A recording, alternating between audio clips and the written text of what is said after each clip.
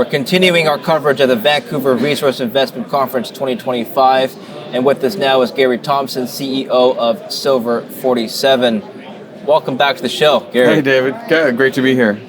Silver 47, 47th element on the periodic table of elements. Yes. That's where the name comes the from. atomic number for silver is 47. Yeah, that's right.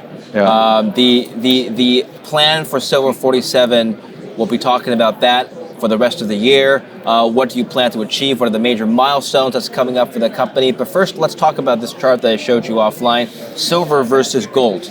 Now, great year for gold, as we know, new all-time highs, record highs. It's up about 32% over the last 12 months. Silver is up as well, great year, 34%. And my question is why silver isn't up more? Because in the past, silver has had a higher beta to gold, which means historically in bull markets, silver has dramatically outperformed. If you just take a look at this chart, there have been periods, if you scroll back, when silver has just gone. Silver is this is the bar chart here, and there have been some periods in the past when silver has just gone up a lot more. You see, 98% from 2019 to 2023 versus gold's 62%, for example. So, what's the story here now? Why isn't silver moving in lockstep with gold, or why isn't it moving as much? Why isn't it moving higher? Yeah. Well, I think a lot of silver enthusiasts would argue that it should be, and it likely will. It is generally a smaller market compared to the gold market. I would argue that it's easier to manage or manipulate by the short positions. So there's a lot of short positions on silver, and it's just I think the whole mining business has become a niche in the relative capital markets. The size of the mining industry, if you combine all the miners in the world, we're a few $1 trillion. Right. You've got one tech company that's bigger than the whole mining industry. Yes. And then the banks are playing with trillions of dollars now.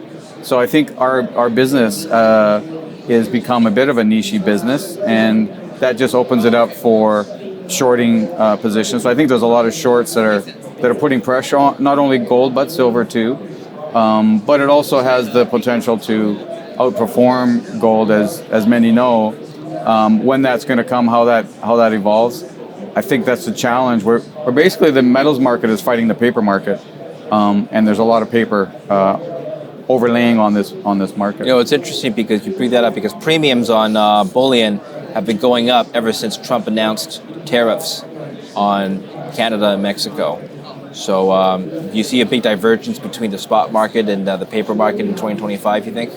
I think so. I think if you just look at the recorded deficits, we're going into year 4 of a couple $100 million plus deficits in silver. How long can you run those kind of deficits when countries like India and China and Russia continue to absorb physical at a pretty staggering pace? So I think the appetite for physical is going to have to force the market to recalibrate into higher prices. This is silver versus copper.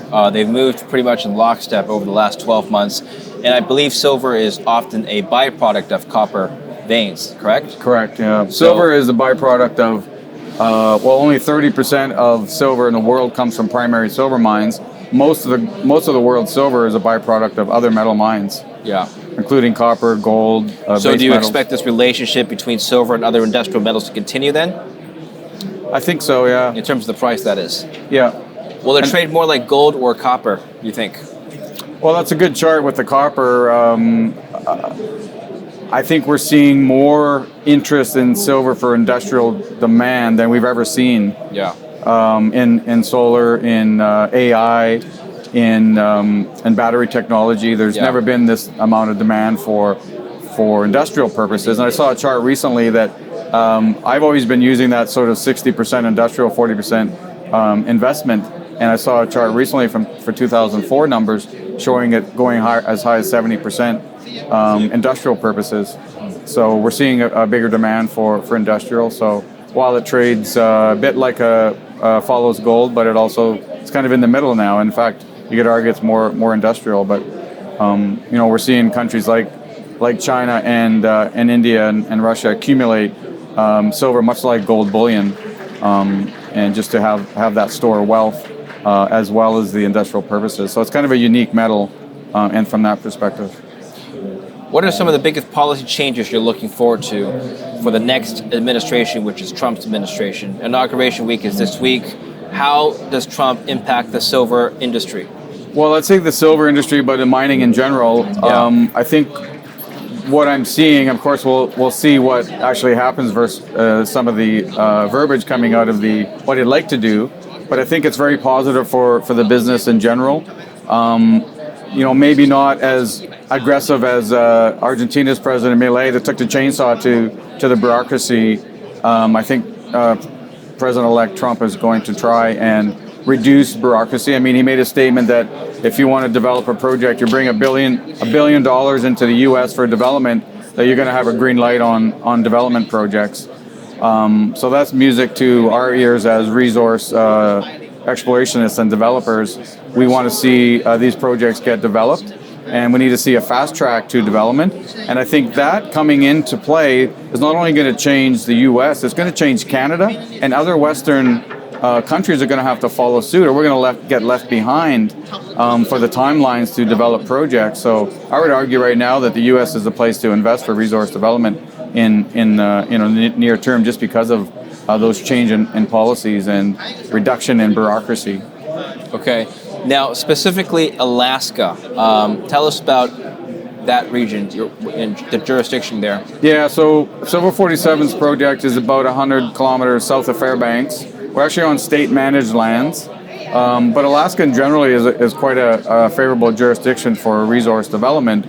But under the previous administration, there's been several projects that have been sidelined because of, again, bureaucracy, perhaps environmental reasons, but more just red tape. And as much as they're claiming they need critical minerals, they've been putting the kibosh on development of a lot of major projects in the U.S.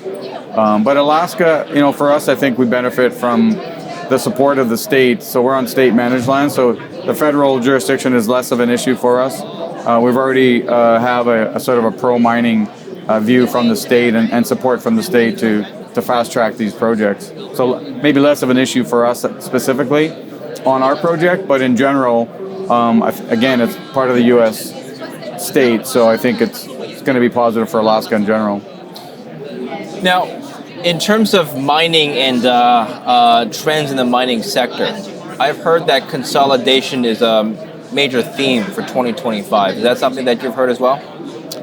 Yeah, well, we're seeing it happen. We're starting to see more activity on the M&A front. There's some recent transactions in the silver space specifically. I think that theme is going to continue. I'm a big advocate for consolidation. I think the juniors need to get bigger. We as junior companies collectively are too small. And in this business raising capital, it's all about scale. And I think the bigger you are, the easier it is to raise capital. So it's increasingly difficult for small companies to raise sufficient capital to do their exploration and do their work. So I think the M&A theme continuing to move will help actually generate more interest in the space. Yeah. Because who's next on the takeover list? As you go down the list from companies that are probable takeovers, the list gets smaller and smaller. So that kind of feeds into more money coming into the explorers to get those assets up to that food chain, right? You bring these early stage projects up the food chain for miners. I mean, every mining company out there needs to grow. And how do you grow? It's either through the drill bit or through M&A. And M&A is quicker and easier to add big ounces to your bottom line. So I think that theme is going to continue and will continue, and perhaps help to accelerate more activity in the space in general. Okay. And what's next for your company? Major milestones. Yeah, for Silver 47. So we just got listed in November 24, so only been a few months trading. We had some good results that we put out post-listing. Some really impressive gold, silver hits. Actually better recoveries, better grade than historical. I think 2.5 meters of 2,900 gram silver equivalent. So some pretty impressive hits there. Next steps for us is really to get back to drilling. So we've got a bit of winter road, winter trail work that we want to do that will allow us to get materials in there, because we technically can't drive to it. So there's a bit of work to do to get materials in there, just to help reduce our overall op costs. So the plan for this summer, the milestones, is really to what we want to do is get enough drilling so that we can show our resource growth year over year. So we've got a substantial resource of 15.6 million tons at 336 gram per ton silver equivalent. So that gives us about just under 170 million silver equivalent ounces. What we'd like to see is sort of more in that sort of 30 million ton, 40 million ton sort of resource, I think. And then, so if we could get a couple aggressive years on the drilling side, we could move this in towards, the goal would be to move it into a PEA stage. Oh, you think you're raising more money anytime soon? Yeah, I mean, look, we're an exploration company. By the way, you just listed on the TSX, so congratulations on that. That's true, yeah, we just listed. AGA is the ticker. Yeah. I mean, yeah, look, we're always looking to raise capital. We always try and raise the capital at the best time to raise capital. When's the best time? When silver goes to $50? Yeah, of course. When you see a window, and what we've seen is the window of opportunity to raise capital, they're narrow. So when you see a bit of a rally in the commodity price, investors tend to get excited about it, and there's more investors available to tap that. So you got to kind of pick your windows of opportunity to raise the capital. One of the common themes of this conference that we're attending in Vancouver is why the mining companies, a lot of the junior ones, and any of the major ones, have not been keeping up with the underlying commodities, right? Gold and silver up about 34% year to date, over the last 12 months, and we haven't seen that performance across the board for all mining companies. Why not? Yeah, it's a good question, and we get that a lot in general.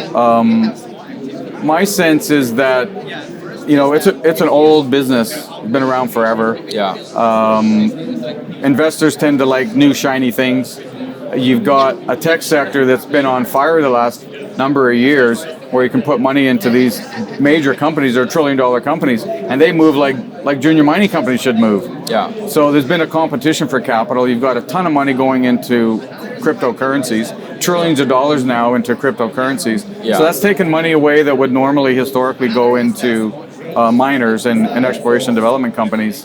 So it's a bit of a technical challenge, I think, for a lot of investors to understand what it takes to make a good mining company, or maybe an exploration company even tougher when you don't have a resource. Those are tougher nuts to crack. But what is the thesis for buying a junior explorer versus just buying silver itself? Well, it's the torque on the equity. Okay. So you're going to have, good thing about gold and silver in your vault or in your safe box is that you have that security against inflation. Right. That's metal that's going to shown to gain value over time. What equity does for you, similarly, you have exposure to gold and silver through equities, but you get that torque on a market that can be quite volatile to the upside. So people buy these things in anticipation that we're going to see a higher move in metal prices, thus a higher move in equities. Yeah. That's the whole reason you buy it, or you buy it on a spec play that perhaps they're the next takeover target, or you just want exposure to the metal and you sit there long term on a major company that sort of creeps up over time as they generate a lot of cash in their operations. I mean, these big companies are generating a lot of cash. What are they going to do with all that cash? So that cash has to go somewhere, either to M&A or perhaps deploying it back into the ground into other junior companies, perhaps. Have you noticed M&A premiums change this year versus the last year, for example? In other words, if someone were to offer you a takeout bid today, would that premium be higher or lower than, let's say, 2 years ago? Yeah, I think it's variable. I would say that the premiums are getting better, higher premiums. I don't have the stats on that, what are the actual premiums, but just kind of looking at some of the transactions recently, they seem to be fairly positive, i.e. not takeover at market takeovers. Yeah. I think there's more premiums, especially for the high caliber opportunities to get them. What you don't want is to put in a stinker bid and then have somebody come over the top and outbid you. So I think your bids have to be sufficient enough to thwart any potential competitor takeover guys that would come in. Would there be any preferences for partners that you would work with in terms of where they operate, where the type of business model that they have? That we would prefer? Yeah. For where we are, yeah, I mean, we do have open pit underground potential. I think just good operators that are efficient operators. I mean, not specifically anyone that I would isolate and name. Yeah. But there certainly are some good operators out there. I mean, our goal is to move this thing along the development curves ourselves. I mean, I'd love to see this project go into a development scenario. And I'm an explorationist, so I can't sit here to say that I built a mine, but I can certainly bring in the talent that have built mines, and we can move it along the curve. So our objective really is to unlock the value. I mean, we're sitting at a $30 million market cap company. Yeah. So to unlock the value through expansion on our resource. We have the grade. We've got good. We've got grade. We have scale. We've got a massive project with 60 kilometers of trend here. Tell us about your grade in the. Yeah. So the resource grade, this 15.6 million tons, is coming in at 336 silver equivalent grade. So that's equivalent to 4 grams of gold on a gold equivalency basis, just for easy numbers for people. And you can do the math on that. That's like $300 to $350 rock. So good value rock. When your underground mining costs are in that $120 per ton underground mine, open pits are in that sort of $20 to $30 range. So you can see the potential for quite good margins here. And so we just need to get it bigger and get it to a point where we could see a path for maybe 5,000, 10,000 ton a day operation. So to get that, you need 30, 40 million tons of material of those kind of grades, and I think you got a really good opportunity to generate high margins for 10-year mine life kind of thing. Can you comment on the geology overall of the area that you're operating and how it differs from, let's say, another part of the U.S., Nevada, for example, or South America that's rich in silver? Yeah, so where we are, we're in Devonian age sediments and volcanic rocks that are obviously we're flat lying, so we're dealing with a volcanogenic massive sulfide. These are volcanic vents that form on the ocean floor that spew out sulfides and then they get layered down. So they form in these layered formations. They start in mounds and then kind of a layer cake scenario. And there's some folding because they've now been thrusted up onto land. So there's a little bit of folding, but they're gentle folds. Yeah. So they're rather continuous strata. So our West Tundra Flat Zone is pretty much a flat horizon that continues. I think it's about a kilometer by kilometer and a half zone that's wide open. And we don't know where the limits of this thing are, but it's rather layer cake material. Whereas the Dry Creek has a bit of a moderate steep dip to the zone. So there's been some folding that has caused it to go a little bit steeper. So it is volcanogenic massive sulfide. It is zinc forward. We have the uniqueness of precious and base metals, so gold, silver, and zinc and lead and What's copper. The distribution roughly? Polymetallic. It's about 50% zinc on their actual resource, and about 40% precious metals, and then some copper and lead in there as well. So our mission is to focus in on the precious metal part of the system, because some of these VMSs can be quite rich in precious metals and can have a lot of gold and silver in them. And so there's, while there's been a lot of work historically on the project, there's still lots of room to find new deposits and for new discoveries.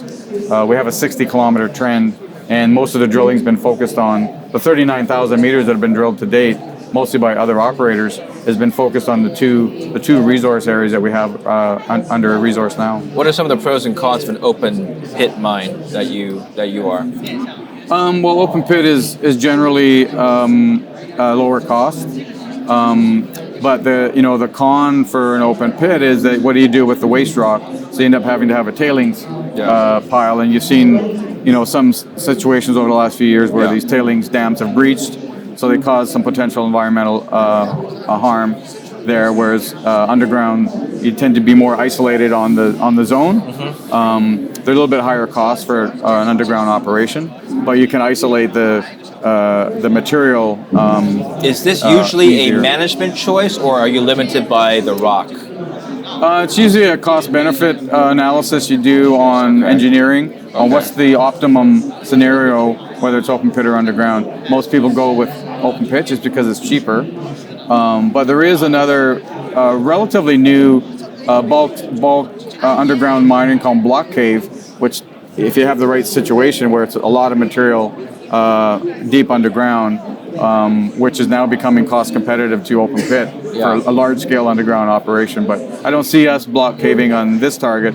But some of our zones so far now are up to 25, 30 meters in width. So they can get quite wide. So we have some very concentrated material in that sort of 2, 3, 5, 6 meter wide zones of pretty much metal, massive sulfide. And then we have a broader zone of intermixed with massive sulfide and semi-massive sulfide to get the broader horizon. Let's finish off in the silver market. If you had to give the investors watching this show right now one message about what would move the silver markets this year, what would those drivers be? I think it's just physical demand is going to basically strip the available silver that's out there. So demand from increased industrial uses seems to be driving it more, perhaps, than the the precious metal aspect of it. It's hard to say one thing that's going to drive it. I think it's a culmination of all these factors that are going to put pressure on the limited supply of silver that's out there. There's a finite amount of silver, and as demand, it's just a supply-demand situation. So it's going to be driven by that demand, and that's ultimately going to push it higher. What's the longer-term, I guess, reason to hold silver? Gold has reached new all-time highs, broken new records. Silver has not done that this cycle. Are we looking at two completely different assets here? It kind of looks like there's a divergence there, for sure. What I'm impressed by is the sheer number of uses for silver continuing to increase down to the microbiology scale, nanoscale technology, AI, all these uses that we never talked about before that are now in play. So I think the uses for silver are pretty amazing. I think long term, I don't necessarily think we're running out of silver. I've heard people talk about there's no more silver. I think it just comes down to the price has to go higher to get more silver. Okay. And it is becoming, it is a finite resource ultimately. So, and the thing with silver, because it's such a, high component of silver use is in industrial purposes, a lot of that silver is gone. It's not like there's, warehouses like the gold bullion warehouses full of silver as much. So when the silver is used in industrial purposes, some of it can be recycled, but a lot of that silver is gone out of the market. So we need to continue to bring more silver into the market. Okay. So I think silver has a bright future. I think we're going to see much higher prices. It's hard to put a price on it, but I was surprised we didn't hit $40 silver back in October last year. So I think silver is going to do another run for 40, 45 perhaps. I think in the near term, it could be this year, yeah. I think in the near term we'll see it break the all-time $50 plus high. That's going to get, and when we chatted last time, I'm moving into the triple-digit camp just simply because the uses for silver are remarkable, and at some point, the demand. At what point did you think to yourself, look, I was in the double-digit camp, and now I'm moving to the triple-digit camp? Yeah, it's just all these new uses for silver that we never had 5-10 years ago. There weren't really an issue, or it wasn't considered a big enough change in the market. Now with AI, with all these other technologies that are coming on that all need silver, that used silver before, but not in as much as we're seeing the pressures for that demand. And there's more people in the world. More people, more demand for metals, ultimately. Okay. More people, more demand for metals. That makes a lot of sense. But what about the supply side? Are we going to get a huge surge in production because of changing regulations that we talked about, because of this demand? The equilibrium price goes up. There's more incentive for people to start drilling and exploring and producing more. Well, let's hope so, because we're in the business of exploring and finding these things and generating value for shareholders by making those discoveries. So let's hope that's the case. Let me give you a hypothetical, Gary. Yes. One of the constraints that I've gotten a lot from executives is that permitting times in North America and around the world, but North America specifically, is just way too long.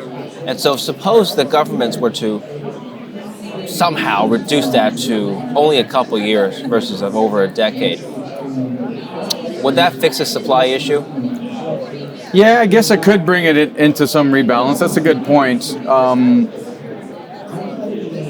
But even if you take the permitting equation out, yeah, here's a big pile of money, David. Let's go find a silver mine. Okay. Wow. Okay, now you got to start looking. You got to do the work. Sure. So it just literally takes time. Yeah. Besides the permitting issue, everybody likes to gripe about the permitting issue because it is an issue. Yeah. And it bogs people down when they have, especially when you're at that stage to build something. Yeah. But now you got to wait for a decade to get it permitted. So, but if you and I wanted to go find a silver mine, build one today, just the time it takes to do that work is a long time. So if you have one that's close to development, that's going to get a premium in the market in a good jurisdiction. Sure. So depending on how big our pile of money is, maybe we move up the curve closer. Why are you? Final question. Why are you personally in the silver business? I mean, if it were me, I don't think I have the patience to, go find, deposit, and then deal with all this that you talked about, like a 10-year process before we see an ROI. Like, why are you doing this? I know, it's crazy. What, am I crazy? I know. Hey, why would you do that? Why would you put yourself through that abuse? Because it's fun, ultimately. I mean, it's the art of discovery is actually really exciting. Sure. Going into an area that, for some people might think as moose pasture, and actually finding an economic deposit. Yeah. I mean, that's pretty remarkable to take something from nothing. Yeah. And that's, I think, the beauty of our business is even for an independent with not a lot of money, can go out and with a prospect and have a good idea with not a lot of money, and you actually go out and find something, and then it could grow, if you're lucky, could grow into a really exciting economic deposit. So it's the art of discovery. It's taking something from nothing, making creating wealth from what some might look at as just a mountain of dirt, and creating something exciting and something that contributes to our economic society. Really, I think mining is essential to human civilization, and we need to foster that and grow that, and do it right, do it sustainably. So I'm not for getting out there and making a mess. I think we have the right to clean water and clean air, but I think we can mine sustainably, and it's a real fun business when it's good. We talk about the challenges in it because it's a challenging space, but it's also a lot of fun. Okay. Thanks very much, Gary. Good to see you again. Pleasure. Congratulations on your listing once more. And where can we learn more from your company? Yeah, so silver47.ca is our website. Yeah. And you can follow us on Twitter and LinkedIn and X, and I guess X is Twitter. Okay. Twitter is X. All right, we'll put the links down below. Thanks for watching. Don't forget to like and subscribe, and stay tuned for more.